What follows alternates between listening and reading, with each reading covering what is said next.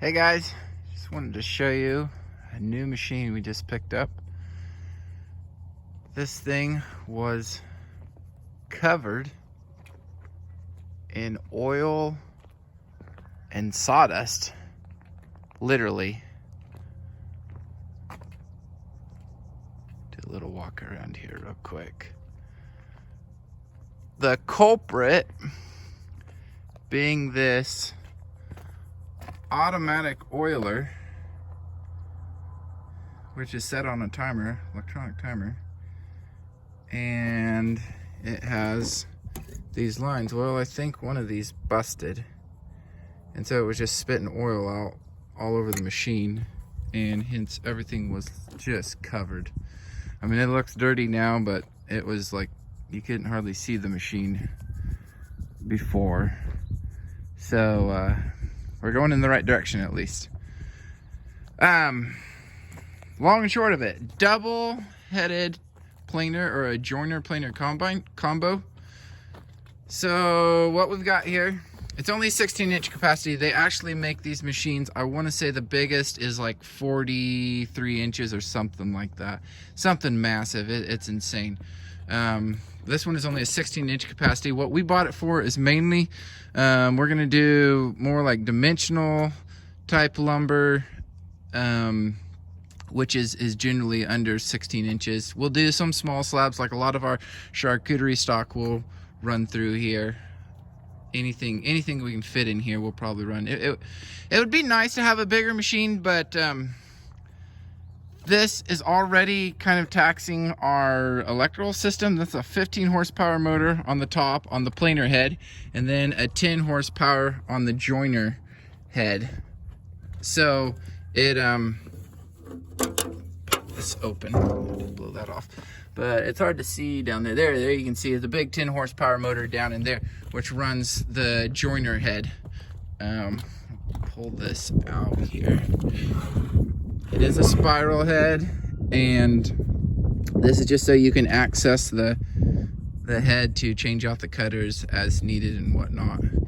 But so yeah, as I said, it would be nice to have a bigger, wider capacity, but with that 15 horsepower motor on top and the 10 below, and then the 2 horsepower for the drive. So there's the joiner basically on the bottom, which comes first, and it will flatten the board, and it has all these spring-loaded fingers, and this is a big chain, goes all the way up to here, right in front of the planer head. So basically that you shove the board in, comes in on that side, and what these do is it pulls the board through, but doesn't manipulate the board. So if you have a twist in it or a cup, it's not going to press the board. Like these rollers here on a typical planer would force that down, but on this machine it runs the joiner first, so you get a flat surface on the bottom, and then once it hits these rollers, because it's a flat surface on the bottom, there's nothing, you can't manipulate the board basically. So if it's cupped, you're taking out that cup on the bottom, and then it'll ride on this surface, and then once it gets to these rollers, that will pull the board through still, but there's no room for it to press down on, you know, it'll carve away that middle until you have a flat surface. Because on this machine you can take off, because they're such big motors, you can take off like up to a quarter of an inch on the top and bottom head. So potentially removing, if you wanted to, now most circumstances you're not going to do that, but you could take up to a half of an inch off per pass. So this allows you to shove rough lumber in and come out with a flat surface versus a normal planer is going to manipulate it. These rollers would bend that cup out flat and it would surface it, but as soon as it came out of the rollers, it would spring back to what it originally was before. So this is kind of a one-pass machine versus where beforehand we would run it over our facer joiner, our 16-inch joiner. several times to get a flat bottom, and then we would run it through our planer to clean up the top surface.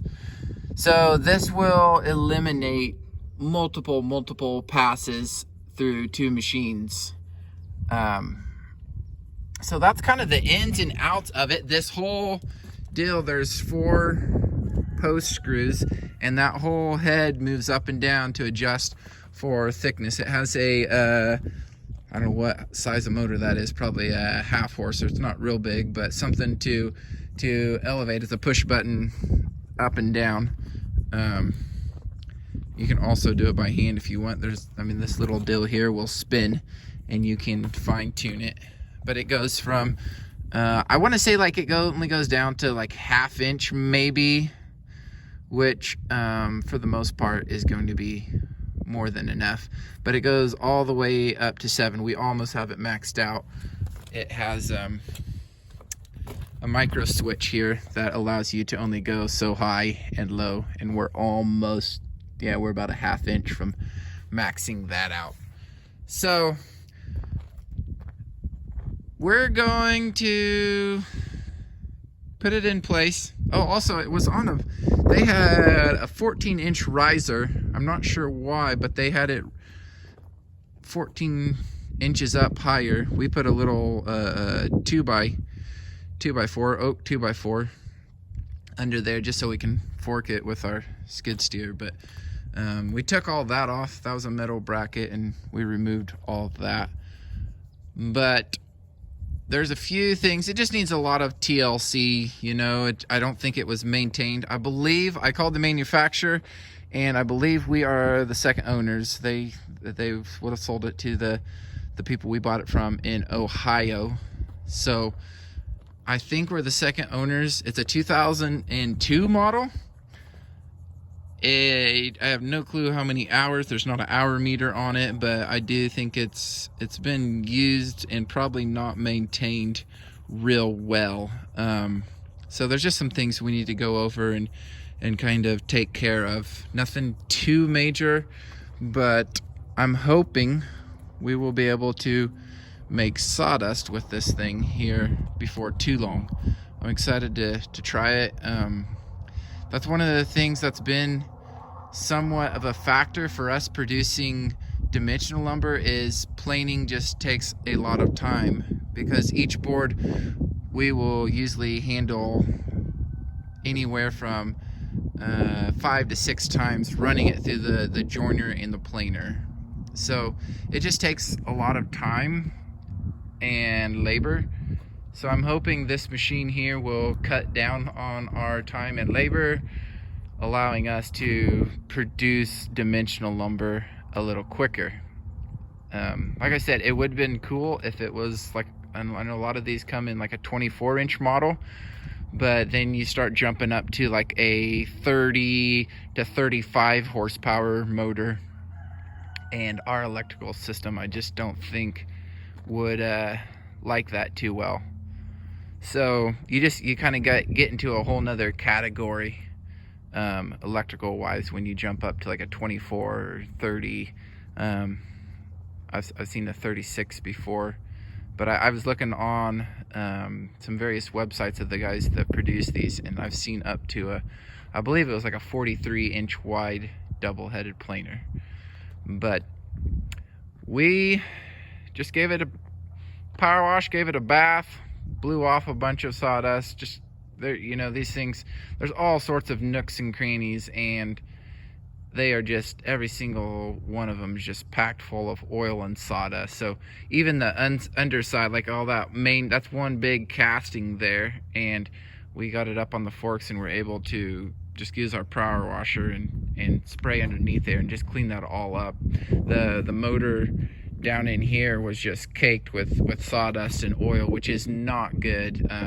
That leads to overheating and other issues. But like on this one, these fins on the bottom one, these fins were just packed full of oil and sawdust, and the fan cover was just caked with oil and sawdust, which basically on these motors you're relying, that's a totally enclosed motor, And so you're relying on these fins and this fan to cool your motor as it produces heat.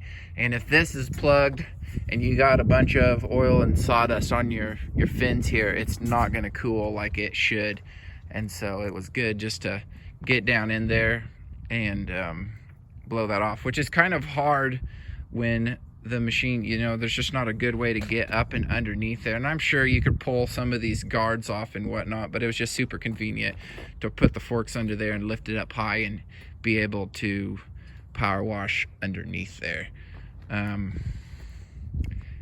So that's the long and short of it. I'm hoping, like I said, that we can not have to do too much work on it and get this thing up and running again.